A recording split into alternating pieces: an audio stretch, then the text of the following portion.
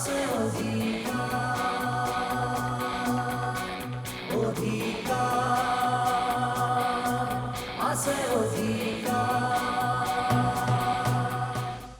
পৰিস্থিতিৰ দাস সমালা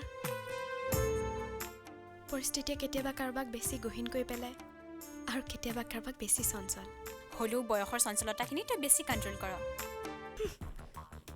একেবাৰে আউটডেটেড অনবৰতে নীতি আদৰ্শৰে ফাল্টু লেকচাৰ সোপাকে মাৰি থাকে এতিয়া মোৰ কামটো কি হ'ব আহা হ'ব ৰ'বাচোন মই আছো নহয়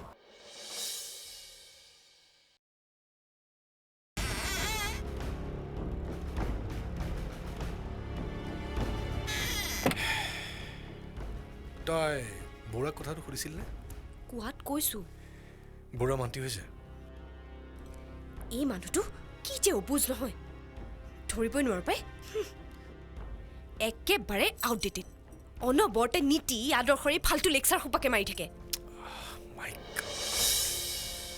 এতিয়া মোৰ কামটো কি হ'ব আহা হ'ব ৰ'বাচোন মই আছো নহয় মই কিন্তু ৰেডি হৈ আহিছোঁ মানে এছা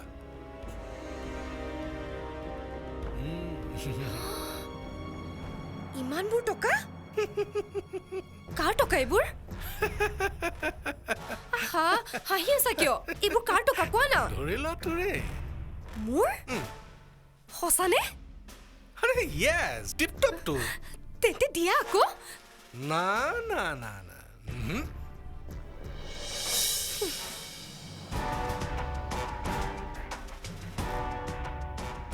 ঐ চিষ্টাৰ কিবা এটা পাবলৈ হ'লে কিবা এটা দিবও লাগিব এই টকা মই তহঁতক টিপটপ দিম কিন্তু তাৰ বিনিময়ত তইতো মোক কিবা এটা দিব লাগিব মোৰ সামৰ্থ্য অনুযায়ী তোমাক যি লাগে মই তাকে দিম তই ঠিকে কৈছোতো একদম ঠিক পিছত কথাৰ উল্টা পুল্টা নকৰতো আহা বাবা প্ৰমিছ নকৰো এতিয়া কোৱা কি লাগিব নম্বৰ 1 তহঁতৰ যে গাঁৱত ড্ৰিলিঙৰ কামটো চলি আছে আহা প্লিজ মোৰ গাঁও বুলি নকবা না এৰ ককায়েকৰ গাঁও বুলি কোৱা ঠিক আছে তেনেহ'লে ড্ৰিলিঙৰ কামটো টিপটপ আমাৰ ওপৰতে পাব লাগিব আৰু তাৰ কাৰণে তই বৰুৱাক টিপটপ মান্তি কৰাব লাগিব এই কথাটো তুমি মোক আগতে কৈছা নম্বৰ 2 তহঁতৰ পাণবাৰীত থকা মাটিখিনি বিক্ৰী কৰিব লাগিব এই মাটিখিনিৰ লগত তোমাৰ কি সম্পৰ্ক আৰে চিষ্টাৰ সেই মাটিখিনিত যদি এবাৰ টিপটপ তেল ওলায় সেই মাটিৰ দাম কিমান বাঢ়ি যাব তই এবাৰ ভাবি চাইছ মনে মনে কোৱা এৰ ককায়েকে শুনিব লাগিলে তাকো আকৌ ষড়যন্ত্ৰ কৰিব আৰে ষড়যন্ত্ৰ কৰি কি কৰিব বৰুৱা যদি টিপটপ ঠিক থাকে কোনেও একো ষড়যন্ত্ৰ কৰিব নোৱাৰে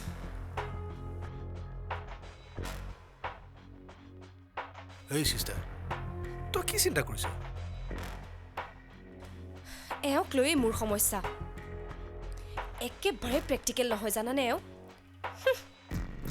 মোৰ এটা কথা যদি শুনিলেহেঁতেন খালি ককায়েক গাঁও শুন চিষ্টাৰ মানুহৰ যদি এবাৰ টকাৰ নিচে লাগে নহয় সি বাই ভনী ককাই ভাই নীতি আদৰ্শ এই সকলোবিলাক কথা টিপটপ পাহৰি যায় যা বুঢ়াক মাতিছো বুলি কবি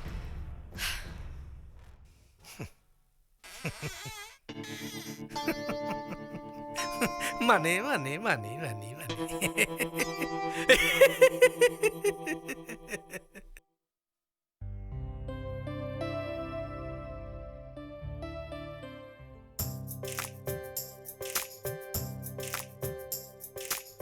বৰদেউতা তুমি থাকা মই কলেজ যাওঁ যা কেতিয়া আহিবি 2টা ক্লাছ আছে তাৰপিছত প্ৰেক্টিছ প্ৰেক্টিছ কিহৰ প্ৰেক্টিছ আমাৰ কলেজ ফাংচন আছে নহয় তাৰ বাবে ডান্সৰ প্ৰেক্টিছ হৈ আছে হয়নে পিছে তই নাচিব জানো জানোতো কিয় নাজানিম বাৰু কচোন তই কি নাচ নাচিব পাৰ সত্ৰীয়া নে ক্লাছিকেল মডাৰ্ণ ডান্স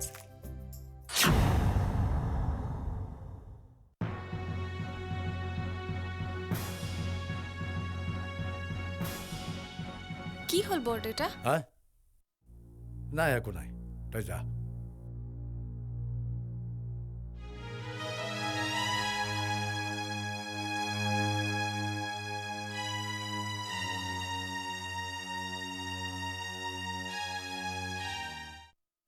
কি হ'ল আপুনি গহীন হৈ গ'ল যে মই আপোনাৰ কথাবোৰ বুজা নাই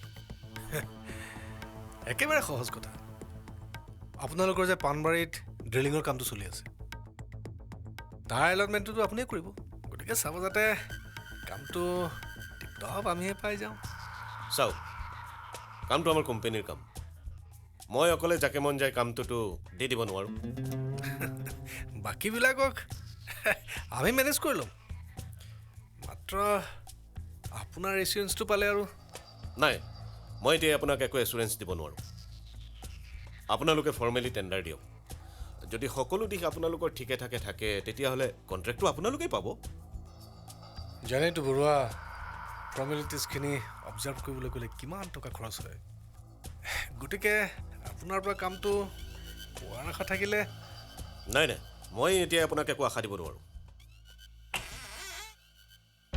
প্লিজ বৰুৱা আপুনি এবাৰ আমাৰ ফালে চাবচোন অঁ সীমান্ত দাই ইমান ৰিকুৱেষ্ট কৰিছে তুমি এবাৰ হ'ব বুলি কৈ নিদিয়া কিয় তাতে সীমান্ত দাটো আমাৰ নিজৰ মানুহ হয় বৰুৱা আজিকালি নিজৰ মানুহে যদি নিজৰ মানুহক নাচায় কোনে চাব কওক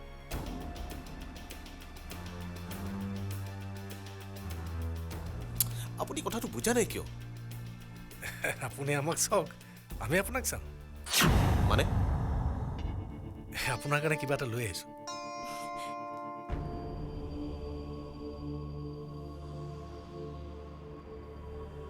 এইটো কি আছে ইয়াত সামান্য উপহাৰ মিষ্টাৰ ফুকন আপুনি মোক ঘোচ দিব বিচাৰিছে ঘোচ বুলি কিয় কৈছে বৰুৱা এটা সৰু গিফ্ট আনিছোঁ আপোনালৈ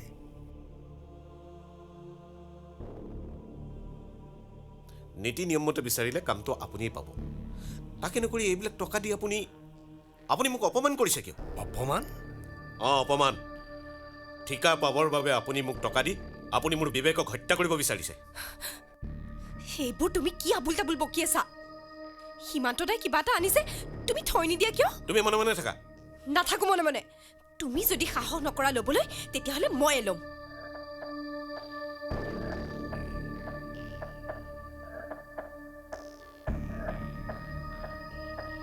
ৰাণী হেতত হাত নিদিবা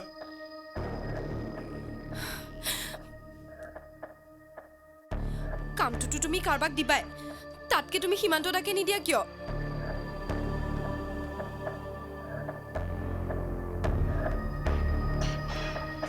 মইতো তেওঁক নিদিওঁ বুলি কোৱা নাই তাৰমানে দিবা তাৰ গেৰাণ্টি মই এতিয়া দিব নোৱাৰোঁ আহা তুমি কথাবোৰ বুজি নোপোৱা কিয় সেই মান্থাদা যুগৰ চিন্তা চৰ্চাবোৰ মূৰত লৈ থাকিলে আজিৰ যুগত তুমি চলিব নোৱাৰিবা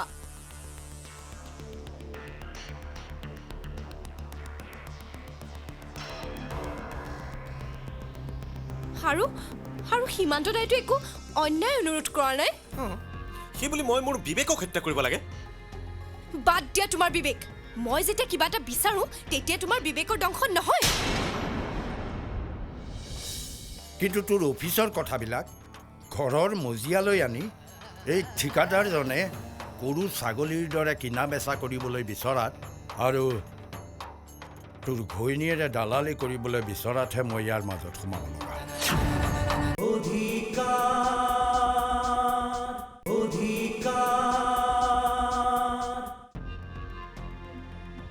তুমি আচলতে এটা মস্ত ভয়াতুৰ মানুহ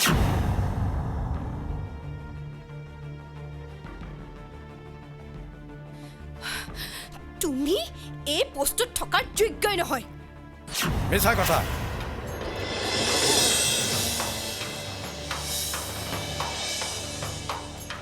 এনেকুৱা পোষ্টৰ কাৰণে ইয়েই উপযুক্ত মানুহ এই ভয়াতুৰ নহয় সাহস তাৰ আছে কিন্তু সাহসৰ প্ৰকাশ কৰিব নোৱাৰে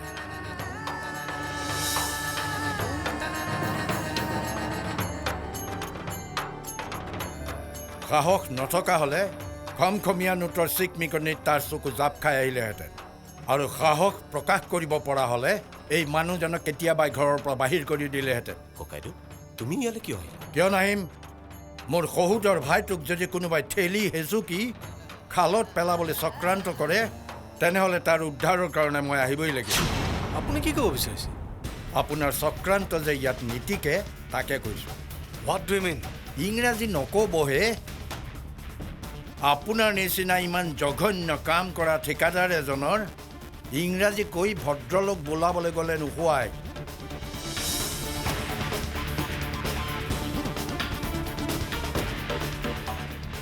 এইবোৰ তেওঁলোকৰ অফিচিয়েল কথা। ইয়াৰ মাজত আপুনি কিয় সোমাইছে? তুমিনো ক'ৰ অফিচাৰজনীহে যে তুমি এইবিলাকৰ মাজত সোমাইছা?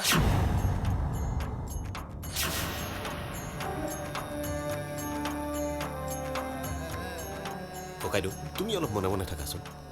চা, তোৰ অফিচৰ কথাবিলাক অফিচতে থকা হ'লে মই ইয়াৰ মাজত নোসোমালোহেঁতেন।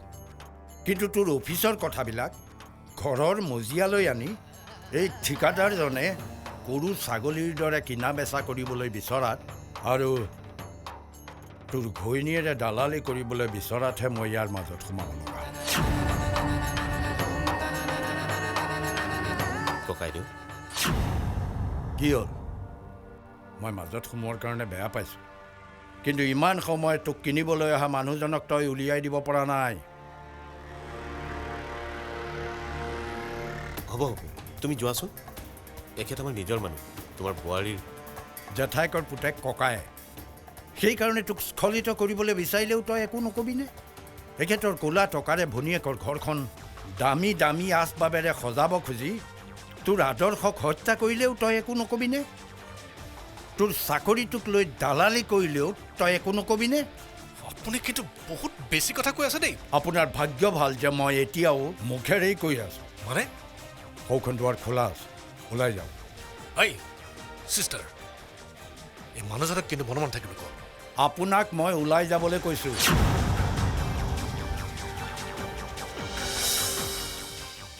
হেৰা, তুমি ককাইৰাক ইয়াৰ পৰা লৈ নোযোৱা কিয়? ককাইদেউ চুপ! মোক লৈ যোৱাৰ আগতে এই মানুহজনক ওলাই যাবলৈ ক ওলাই যাবলৈ। কি হ'ল? তোৰ মাতটো নোহোৱা হ'ল যে?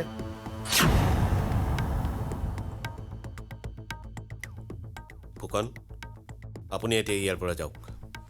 যাম পৰুৱা, মইতো টিপটপ যাম। ইমানৰ পাছতো আৰু মই ইয়াত থকাৰ কথা ভবা নাই। তুমি আমাক বেয়া নাপাবা সীমান্ত দা। তোক বেয়া নাপাওঁ চিষ্টাৰ, কিন্তু এই মানুহজনক কৈ দিবি এই অপমান মই টিপটপ নেপাহৰোঁ। আৰু ময়ো কোনোদিন অযোগ্যজনক সন্মান নকৰোঁ।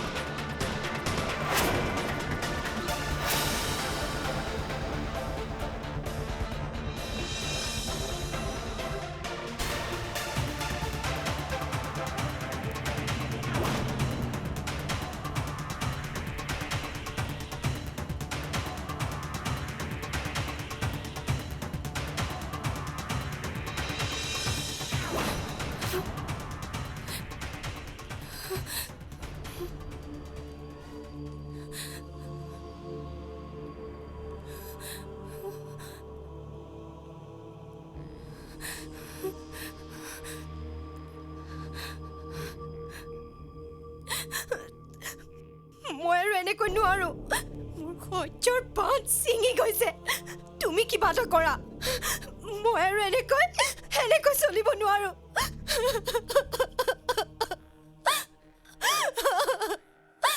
মই কি কৰোঁ কোৱা? তোমাৰ ককাইৰে সীমান্ত দাৰ সন্মুখত আমাৰ মান সন্মান সকলো শেষ কৰিলে, আৰু তুমি ককাইৰ সন্মুখত নিৰ্জীৱ পুতলাৰ দৰে থাকিলা। মোৰ বাবে তোমাৰ মূল্য যি, ককাইদেউৰ মূল্য কোনো গুণে কম নহয়। কিন্তু এনেকে আৰু নহ'ব। মানে তুমি দুখন নাৱত দুটা ভৰি থৈ নদী পাৰ হ'ব নোৱাৰা। ৰাণী তুমি ক'ব লাগিব। আজি তুমি সিদ্ধান্ত ল'ব লাগিব। কি সিদ্ধান্ত? কোনখন নাও তুমি থাকিবা তাৰ সিদ্ধান্ত কোৱা তুমি কোনখন নাও বাছি ল'বা উত্তৰ দিয়া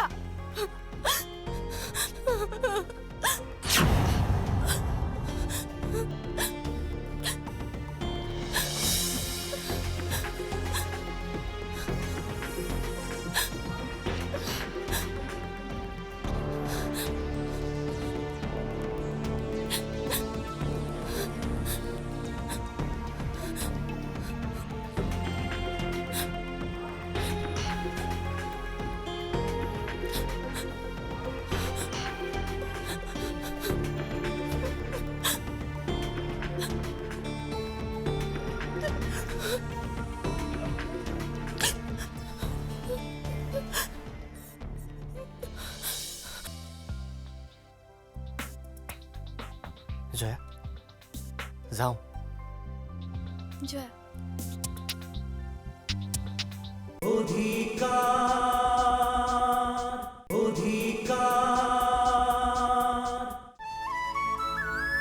ঐ তই নাথাকিলে গাঁওখনত থাকি একেবাৰে ভাল নালাগিব কি হ'ল ঐ হা জয়া ভাগ্য ভাল বুজিছ যোৱাৰ আগতে জয়াক এবাৰ দেখা পালোঁ ঐ তই কিন্তু কথা পাতিবলৈ ট্ৰাই নকৰিবি দেই মাত্ৰ কবি যাওঁ বুলি ঠিক আছে ঐ মোৰ কিন্তু যোৱাৰ আগত তাইৰ লগত এবাৰ কথা পাতিবলৈ মন গৈছে আৰে কণ্ট্ৰল কৰ সময়ত দেখিবি ওলোটা সুত বব ঐ বল বল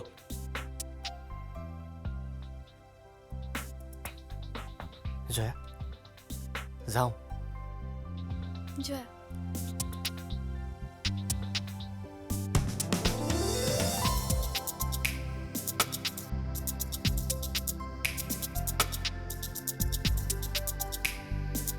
একোৱে নক'লে যে এতিয়া একো নকয় দুদিনমানৰ পিছত কথা কৈ কৈ তোৰ কাণৰ পৰ্দা আমাৰ ভাওনাত দিয়াৰ অভাখনতকৈ বহল কৰি পেলাব ঐ বল বল ব'ল হা